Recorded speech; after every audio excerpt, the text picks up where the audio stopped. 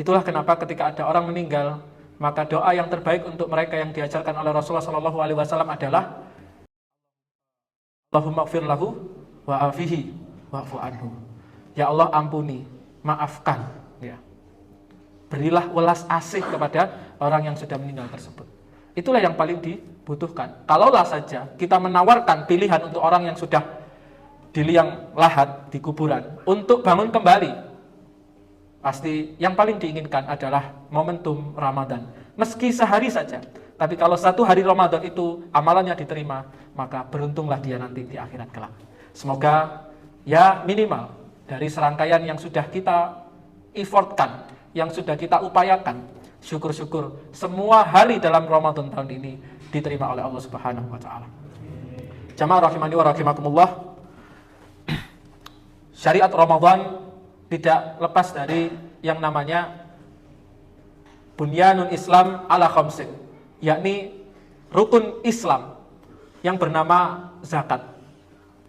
Namun saya tidak akan berbicara tata cara, karena ketika kita ingin mengetahui tata cara, panjenengan googling, panjenengan cari di YouTube, ya, dengan rujukan ustadz-ustadz, dai-dai, ulama-ulama yang cocok dengan panjenengan, insya Allah ketemu. Karena ada perbedaan pendapat nanti, ada yang namanya zakat profesi, ada yang setuju, ada yang tidak. Nah terserah, itu saya kembalikan ke panjenengan semua. Berapa gram, minimal berapa, kemudian rumusnya seperti apa. Bagi yang teman-teman dari Muhammadiyah, panjenengan cari aja tabel perhitungan zakat lazismu. Dari teman-teman NU ada lazismu juga. Insya Allah masalah fikih beres, insya Allah gampang ditemukan. Namun yang jarang dibahas masalah zakat adalah adab-adabnya. Bagaimana kita itu mengeluarkan zakat, khususnya zakat mal. Jamaah rahimani wa rahimakumullah. Kenapa yang paling penting saat ini yang dibahas adalah adab? Karena memang jarang dibahas. Ibarat seperti ini, kita punya rumah, kemudian kita punya simpanan makanan dan suguhan untuk tamu. Yang pertama adalah tamu yang beradab. Katakanlah semestinya lepas sepatu, tapi dia ikut aturan rumah kita, dia juga lepas sepatu. Kemudian dia mengetok dulu, ya, dengan adab-adab bertamu. Kemudian dia juga salam, dia nuwun sewu. Beda dengan tamu yang kedua, tanpa ketok pintu, tanpa permisi terlebih dahulu, bahkan masih memakai sepatu, nyeludur masuk rumah kita.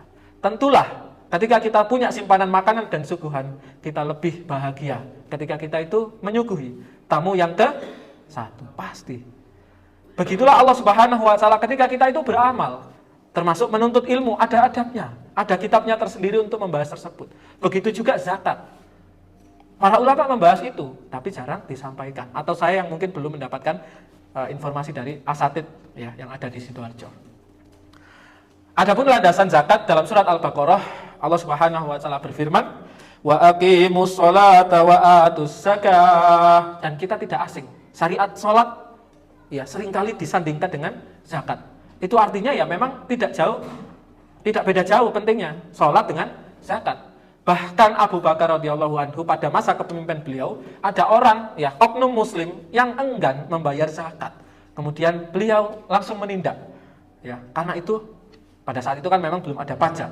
Karena zakat pada saat itu sangat urgent, ya, sangat vital. Maka beliau tegas dalam urusan zakat. Padahal Abu Bakar itu adalah insan dan pribadi yang sangat lembut. Tapi kalau soal zakat beliau tegas. Jamaah rahimani wa rahimakumullah.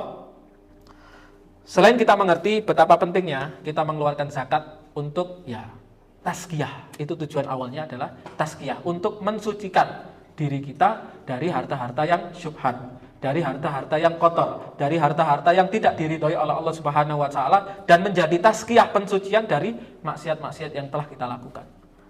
Adab yang pertama adalah kita mestinya tahu tujuan zakat sendiri itu apa. Yang pertama, tujuan zakat adalah sebagai ujian. Karena tidak semua loh muslim di Indonesia khususnya atau di dekat-dekat sini enggan, ya, terkadang itu enggan untuk mengeluarkan zakat. Padahal kalau memang dia sudah nisabnya hanya 2,5%. Ya memang pajak itu tidak termasuk zakat, tidak boleh. Pajak tetap harus ditunaikan, zakat juga harus ditunaikan. Gampangnya zakat itu adalah sedekah wajib. Adapun ada selain sedekah wajib adalah sedekah tatawwu. Tatawwu itu tidak wajib gampangannya, tidak terikat. Kemudian tujuan yang kedua adalah menghindari sifat kikir.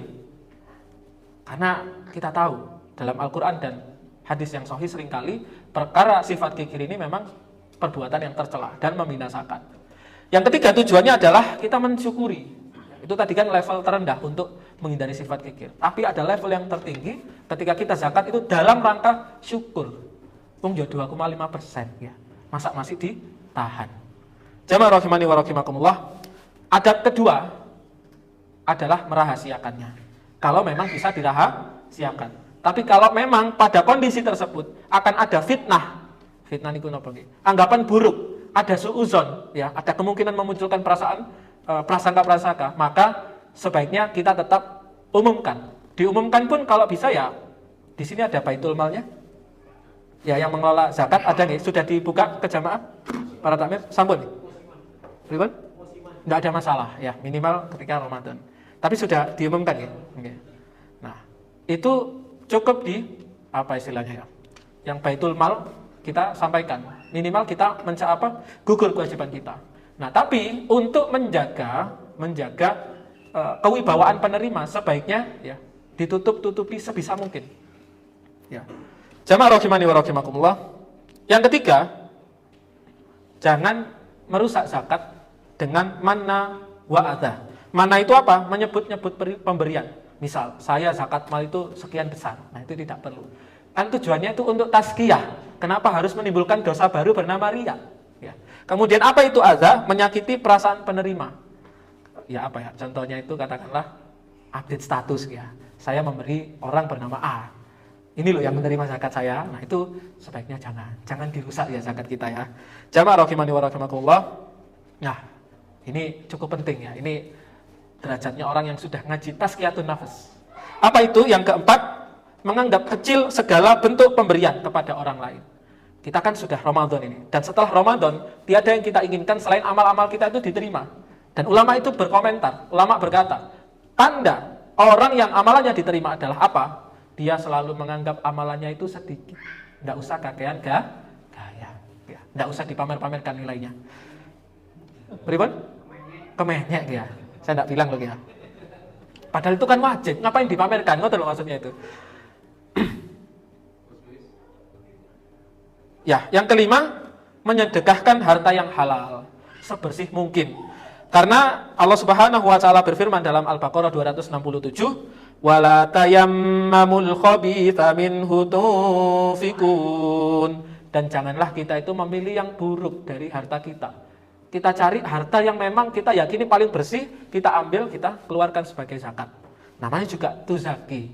Bapak-bapak mau wudu dengan air yang kotor ya? Tidak mau. Kalau bisa sebersih mungkin. Nah, ketika kita memberikan sesuatu, entah zakat atau sedekah, maka sebaiknya kita itu memperhatikan dua hal. Yang pertama, kita kalau diberi, ya, kita tahu orang yang memberi itu kaya. Tapi yang diberikan kepada kita itu sesuatu yang dia tidak sukai. Gimana rasanya? Sesak dia. Kok begitu? Nah, itu adalah memancing empati kita. Ketika kita bersedekah atau mengeluarkan zakat, mestinya sesuatu yang terbaik. Kemudian, kalau memang ya, kan dalam surat Ar-Rahman itu ada hal jazaul ihsan ilal ihsan. Panjenengan kalau di surga, bapak-bapak, pengen bidadari yang jelek atau yang cantik? Ya meskipun tidak ada yang bidadari jelek ya. Maksudnya kalau memang ingin balasan sebaik mungkin, ya kita memberi yang terbaik. Misal, Bapak Ketua Takmir hadir? Jenengan doyan makan malam apa Pak? Kalau ke Ampel nanti Pak? Kebuli? Soto daging. Nah, kalau bisa ya, karena kita suka soto daging, ya sekali-kali makannya di Masjid Nurul Islam ini bancaan soto daging, karena kesukaannya Bapak Ketua Takmir. Pripun? Itu Masya Allah. Nah, kemudian Ibnu Umar itu pernah mengatakan ya, bahwa cintanya kepada sesuatu kalau sudah memuncak, terutama pada hartanya, misal ada orang suka akik ya, katakanlah. Nah itu sebaiknya daripada cinta dunia kita itu terlalu memuncak, lebih baik harta itu kita sedekahkan. Agar apa? Cinta kita terhadap Allah itu tetap murni.